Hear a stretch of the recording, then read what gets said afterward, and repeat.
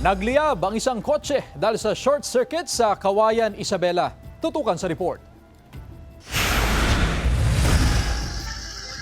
Nasunog ang isang kotse sa Kawayan, Isabela. Sa video makikitang nagliyab ang makinang bahagi ng sasakyan. Nakalabas naman ang driver at mga sakay nito bago lumaki ang apoy. Naapula ang sunog ng mga taga Bureau of Fire Protection. Base sa investigasyon ng BFP, short circuit ang sanhi ng apoy.